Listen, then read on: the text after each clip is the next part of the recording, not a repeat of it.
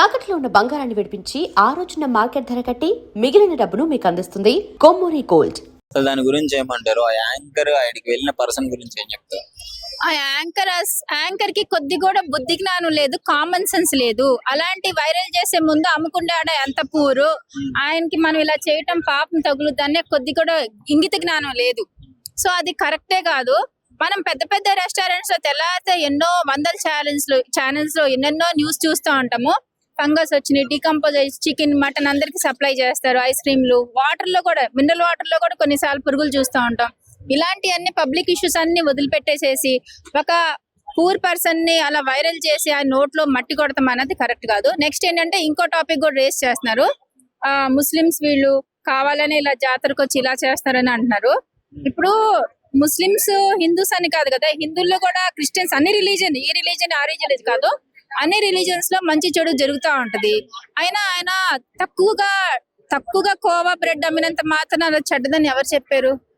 అది చెడ్డదేం కాదు. ఎక్కువ మంది కొనడం కోసం కూడా కొంతమంది రేట్ తగ్గించి లెస్ ప్రైస్ తో కూడా సేల్ చేస్తారు. తక్కువైనంత మాత్రాన దాన్ని మనం తక్కువగా చూడకూడదు. మరి అలా అని కూడా డిమార్ట్ లో ఆయన హెవీ డిస్కౌంట్ ఇస్తారు. ఎక్కడ లేని జనం అంతా చాలా సూపర్ మార్కెట్స్ ఉన్నాయి. మోర్ ఉంది, రిలయన్స్ ఉంది, నెక్స్ట్ విజేత సూపర్ మార్కెట్ చాలా ఉన్నాయి, రత్నదీప్, ఇవన్నీ వదిలేసి మనందరం డిమార్ట్ కి వెళ్తాం కదా. ఆయన ఎక్కువ సేల్ అవ్వాలన్న ఉద్దేశంతో హెవీ డిస్కౌంట్ ఇస్తారు. అయినంత మాత్రం చెడ్డదని మీరు ప్రూవ్ చేస్తారా? బన్కి రిలీజియన్ కి సంబంధం ఏంటి? ఒక మతానికి సంబంధం ఏంటి? బన్కోవా సంబంధం అదే నేను చెప్పుకొస్తున్నా. ఇప్పుడు డిస్కౌంట్ ఇస్తే చెడ్డే కావు కదా. అలాగే బన్ తక్కువ రేటుది ఇది మంచిది కాదు అన్నది కరెక్ట్ కదా. రిలీజన్ కాదు. ఆయన ఆ ఛానల్ ఆయన జస్ట్ వైరల్ కోసము, ఫాలోవర్స్ ని పెంచుకుంటాం కోసం, వ్యూవర్స్ ని పెంచుకుంటాం కోసమే అలా చేస్తాడు. వీళ్ళకి ఏంటంటే ఛానల్ కి ఏ టాపిక్ దొరకకపోతే ఎలా వైరల్ అవ్వచ్చా, ఇదే మంచి అవకాశం అని చూస్తూ ఉంటారు. ఆయనకి ఏ టాపిక్ దొరకలేదేమో, పాపం ఆయన నోట్ మట్టి కొట్టాడు. అంటే ఆయన వీడియో చాలా బాధ అనిపించింది. ఆయన అందరూ కలిసి చుట్టుముట్టేసి ఏం తెలియని ఆయన్ని నువ్వు తప్పు చేసావు, నువ్వు నిజంగా వాళ్ళని చంపడానికి అంటారు. హిందూ ముస్లిం ని నరుక్కుని చావటానికి మధ్యలో రిలీజియన్ ని అసలు ఎందుకు చేస్తున్నారు? అసలు ఆ ఛానల్లో ఎవరు ఏంటి అసలు పట్టుకుని అడగాలి ఒకసారి. ఎవరు ఆ ఛానల్లో? అలాగ అంటమే కరెక్ట్ కాదు. మొత్తానికి మీరైతే అతనికి సంబంధించట్లేదు పాపమ్మ. అవును, రిలీజన్ పరంగా ఎన్నో ఉన్నాయి కదండి. మనం గవర్నమెంట్ హాస్టల్ రీసెంట్ గా న్యూస్ చూసాం. కులిపోయిన వెజిటేబుల్స్, సొరకాయలు అవన్నీ పిల్లలకి పెడుతున్నారంట. అలాంటి ఛానల్స్ చూపించచ్చు కదా గవర్నమెంట్ ఆటలో ఇట్లా జరుగుతుందని. అన్ని స్టేట్స్ లో, ఒకటని కాదు, ఒకటని చూపించారు. మన చాలా స్టేట్స్ ప్రైవేట్ ఆటలో ఫీజు తీసుకుంటే వరస్ట్ ఫుడ్ పెడతారు. అలాంటివి చూపించుకోవచ్చు కదా, రెస్టారెంట్ చూపించుకోవచ్చు కదా, ఎన్నెన్నో ఉన్నాయి. మన పక్కన ఫుట్పాత్ మీద కొన్ని గలీజీ ఉంటాయి. అలాంటివన్నీ వదిలేసేసి పుట్టి ముస్లిము వీళ్ళే ఎలా చేశారు కాబట్టి వాళ్ళు ఏం అనలేరు. అవును, ఎకనామికల్ గా వీక్ కాబట్టి అలా ఏం చేయలేరు కాబట్టి అలా చేస్తున్నారు. స్ట్రాంగ్ గా ఉన్న వాళ్ళైతే ఏమి చేయలేరు. స్ట్రాంగ్ గా ఎవరైతే ఎకనామికల్ గా ఫైనాన్షియల్ గా స్ట్రాంగ్ ఉన్న వాళ్ళైతే ఏం చేయలేరు. ఎవరైతే వీక్ గా ఉంటారు వీళ్ళు ఏం చేయలేరు అని కూడా వాళ్ళ బలహీనత చూసి కూడా వీళ్ళు ఆడిస్తారు అనమాట. నమస్కారం అండి. ఈ కోవా బన్ గురించి ఇన్సిడెంట్ జరిగింది కదా, సోషల్ మీడియాలో అదే చక్కర్లు కొడుతుంది. చాలా మంది ఆ కోవా దానికి సపోర్ట్ చేసుకుంటూ వీడియోలు కూడా అప్లోడ్ చేయడం జరుగుతుంది. ఫస్ట్ ఆఫ్ ఆల్ ఇక్కడ మెచ్చుకోవాల్సిన విషయం ఏంటంటే అండి, అది చిన్నదైనా కానీ మొదలు పెట్టారు అడగడం అనేది, ప్రశ్నించడం అని చెప్పి మొదలు పెట్టారు. ఇది ఏంటంటే మెయిన్ థింగ్ మనకు వచ్చేసి లవ్ జిహాదు, ఫుడ్ జిహాదు, ల్యాండ్ జిహాద్ లాంటివి. దీంట్లో ఇది వచ్చేసి ఫుడ్ జిహాద్. కాకపోతే చిన్న వ్యాపారస్తుల మీద పడడం అనేది, ఒకటి చూడండి, కుక్కని ఎవడైనా కానీ ఊరిని తరిమేయగలుగుతాడు, కానీ పోటీ అనేది సింహం మీద పడ్డప్పుడు తెలుస్తుంది. అది అనేది పెద్దవాటి మీద పడాలి. ఇప్పుడు ఒక పాన్ పరాగ్ అని చెప్పేసి యాడ్ వస్తుంది, దాని మీద 3 హీరోలు ఉన్నారు. 3 హీరోలు కూడా కోటాను తీసుకుని యాడ్ చేస్తున్నారు. అంటే వాళ్ళకి ఆ సంపాదన ఎక్కడి నుంచి వస్తుంది? ప్రజల ఆరోగ్యాన్ని నాశనం చేస్తే ఆ సంపాదన వాళ్ళకి వస్తుంది. అంటే అంత సంపాదన ఇచ్చి వాళ్ళని పెట్టుకొని కూడా అడగడానికి మనుషులు భయపడుతున్నారు. ఈ అడగడం అనేది చిన్నవాళ్ళని ఓకే సంతోషం, పెద్దవాళ్ళని ఎప్పుడు అడుగుతారు మీరు? పెద్దవాళ్ళ మీద ఎప్పుడు విరుచుకుపడతారు? వాళ్ళని జైలుకి ఎప్పుడు పంపిస్తారు? అసలు వాడు అటువంటి యాడ్ చేయడానికి సిద్ధపడుతున్నాడంటే వాడికి ఎంత కండకావరం ఉండాలి. అంటే ప్రజలు ఏమన్నా చావని, నాకు అనవసరం, నా డబ్బు నాకు వస్తే చాలు అంటే, అటు దేవుడి భయం కానీ, ఇటు ప్రజలు ఏమనుకుంటారని చెప్పేసి బాధ కానీ, వాళ్ళకి ఆరోగ్యం అనేది పాడైతే వాళ్ళు ఏం చేసుకుంటారని చెప్పేసి ఆ ఆలోచన అనేది కానీ ఏది లేకుండా సినిమా హీరోలు కూడా ఈ రకంగా నీచంగా ఆలోచన చేసుకుంటూ ఇటువంటి యాడ్స్ చేస్తున్నారు. అదే ఒక హీరో ఉన్నాడు చూడండి, తన పేరు సరిగా నాకు గుర్తులేదు, హిందీలో హీరో ఉన్నాడు.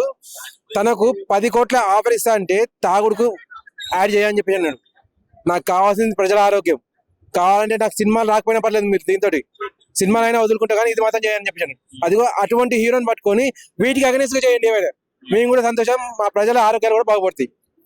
అంటే మేడారం జాతరలో జరిగిన ఇన్సిడెంట్ గురించి ఏమంటారు అంటే అందరూ గుమ్ముగూడి నువ్వు తప్పు చేసావు దీనికి ఎక్స్పైరీ డేట్ చూపించు, చెట్టుకు కట్టేసి కొడతాము, పోలీసులకు ఫోన్ చేసి పట్టిస్తాము, ఏంటి దీని గురించి చెప్పేది ఒకటేనండి, చిరు వ్యాపారిని వాడికి తెలిసో తెలియకో తీసుకొచ్చింది అక్కడికి, దానికి ఎక్స్పైరీ డేట్ ఉంటుందనే విషయం కూడా మనకు తెలియదు. ఆ విషయం మనకు మర్యాద చెప్పండి. అలా బెదిరించడం వల్ల రేపు పొద్దున వాడి ఇంటికి వెళ్ళాల్సిన 10 రూపాయలు కూడా రాకుండా మీరు ఆపుకున్నారు. అది ఎక్కడి నుంచో వాడు అప్పో చేసుకొని 1000 రూపాయల సామాన్ తీసుకొచ్చేసి అది అమ్ముకుంటే ఇంకో 1000 రూపాయలు దొరుకుతాయేమని చెప్పి వచ్చిన వాడు అక్కడికి. దీనివల్ల ఆరోగ్యం పాడవుతుంది అనే విషయం తెలిస్తే వాడు అసలు రానే రాడు. ఎందుకంటే వాడికి కూడా పిల్లలు ఉన్నారు, వాడు కూడా పిల్లలను పోషించుకోవాలి. ఆ మాత్రం జ్ఞానం ఉన్నాడు. కాకపోతే వానికి తెలియదు ఎక్స్పైరీ కూడా ఉంటుంది. ఇది కనిపించి ఒక బన్ను కదా, ఇది ఈ రోజు తిన్నా నాకు పని చేస్తుంది, వారం రోజుల తర్వాత పని చేస్తుంది అనే ఆలోచనతో వాడు వచ్చిన అక్కడికి. వాడి మీద కాదు పడాల్సింది, పెద్దవాళ్ళ మీద పడండి, పెద్దవాళ్ళ మీద విడిచిపడండి. దయచేసి పెద్దవాళ్ళని పట్టుకోండి. నమస్కారం అండి. నమస్కారం అండి. మేడారం జాతరలో జరిగిన ఆ కోవా ఇన్సిడెంట్ గురించి అసలు మీరేమనుకుంటున్నారు? తప్పు ఎవరిది అనుకుంటున్నారు? తప్పు ఒప్పులు పక్కన పెడితే ఏదైనా ఒక సమస్య పరిష్కారం చేయాలనుకున్నప్పుడు లీగల్ గా పరిష్కారం చేయాలి. ఇష్టానుసారంగా తాను వేరే మతస్థుడు కాబట్టి అతన్ని మాట్లాడడం కరెక్ట్ కాదు. అంటే ఏంటి అసలు కోవా గురించి, ఆ కోవాకి మతానికి సంబంధం ఏంటి? ఇప్పుడు కొంతమంది కొన్ని అనుమానాలు రేకెత్తిస్తున్నారండి, అది ఎంతవరకు వాస్తవం అనేది తెలియట్లేదు. దాన్ని పట్టుకుని ఇప్పుడు ఎక్కువ పర్సెంట్ ఈ కోవా బన్ అనేది ఎక్కువగా ముస్లిం సామాజిక వర్గం వాళ్ళే ఎక్కువ అమ్ముతున్నారు, మనం చూస్తున్నాం. అది అందులో ఏదో కలిస్తున్నారు, కలిపి హిందూ పిల్లలు పుట్టకుండా చేసేటటువంటి కెమికల్ ఏదో కలిపి అమ్ముతున్నారు వాళ్ళు అనేటటువంటి ఒక ఇష్యూని తీసుకొచ్చి తండ్రి కొడుకులు ఇద్దరి మీద ఈ రగడ చేయవలసిన వచ్చింది. అంటే వాళ్ళు ముస్లింస్ కూడా అమ్ముతున్నారు కదా అదే కోవాని, వాళ్ళు తింటున్నారు కదా. మరి అమ్ముతున్నారు, తింటున్నారు. నేను ఏమంటానంటే అలాంటి విషయం ఏదన్నా ఇబ్బందికరంగా ఏదన్నా పాపులర్ అయినప్పుడు అది లీగల్ గా వెళ్ళి చెక్ చేయించుకుని వాళ్ళ మీద ఏదైనా చర్య తీసుకునే పద్ధతి ఒకటి ఉంది. అంతే తప్ప ఇష్టానుసారంగా వెళ్ళి మ్యాన్ హ్యాండ్లింగ్ చేసి కొడతాము, చంపుతాము, కట్టేస్తాము అనడం మాత్రం కరెక్ట్ కాదు. మేడారం జాతరలో పాపం ఒక్కడే ఉన్నాడు, అందరూ గుంపు కూడి నువ్వు విధి చేస్తున్నావు అని బలవంతంగా ఆయనతో అనిపిస్తుంటే ఆయన కూడా తిని చూపించాడు, అయినా గానీ వాళ్ళు వదలలేదు. అంటే ఏంటి ఆ పరిస్థితి? అదే చెప్తున్నాను కదండి, ఎప్పుడైనా ఒక అపవాదం వచ్చినప్పుడు దాన్ని లీగల్ గా వెళ్ళాలి, అంతే తప్ప మ్యాన్ హ్యాండలింగ్ చేయడం అనేది పొరపాటు. ఎందుకంటే ముస్లింస్ లో తక్కువ మందే ఉంటారు అక్కడ అలాంటి హిందూ పండుగల్లో. అంటే హిందూ పండుగల్లో వాళ్ళు వచ్చి అమ్మడము ఏదైనా ఇబ్బంది పెడుతున్నారు అంటే ఈ మధ్య జరిగిన ఇన్సిడెంట్ల వల్ల అలా అనుకోవడం జరుగుతుంది. హిందువులు కూడా అమ్ముతూనే ఉన్నారు కదా, మరి ఆ లెక్కను తీసుకోవచ్చు కదా. సరే, ఏదేమైనా మనం మ్యాన్ హ్యాండ్లింగ్ చేయకూడదు, ఇబ్బంది పెట్టకూడదు. ఎవరైనా ఓ చిన్న బిజినెస్, అది ఏదో లక్షల కోట్లు సంపాదించేది కాదు, ఏదో పట్టుకూడు కోసం చేసుకున్నటువంటి కార్యక్రమంలో ఇబ్బంది పెట్టకూడదు. అలాగే జాగ్రత్తగా ఎవరైనా ఏ మతమైనా అన్ని మతాలు సమానమే మనకి. కాబట్టి ఒక మతాన్ని తప్పు చేస్తుందని చూపించకూడదు. అది కరెక్ట్ కాదు. తినే ఫుడ్లో మతాన్ని అంటగట్టకూడదు. నిజంగా మరి వాళ్ళ భవిష్యత్తు, వాళ్ళు ఏదో ఆ వ్యాపారంతో బతుకుతున్నారు, మరి వాళ్ళ వ్యాపారం తీసేనట్టే. వేళ అది కాదు, వాళ్ళు ఏం తప్పు చేయలేదని తెలిస్తే ఆ నష్టపరిహారం ఎవరు ఇవ్వాలి? కాబట్టి ఏదైనా ఒక సమస్య వచ్చినప్పుడు పరిష్కారం దిశగా ప్లాన్ చేయాలి తప్ప ఇలా ఇష్టానుసారంగా వెళ్ళిపోయి ఆ తర్వాత మీద దౌర్జన్యం చేసి దుర్మార్గం చేస్తే మాత్రం ఇది కరెక్ట్ అయిన పని కాదు, పద్ధతి కాదని నేను అనుకుంటున్నాను.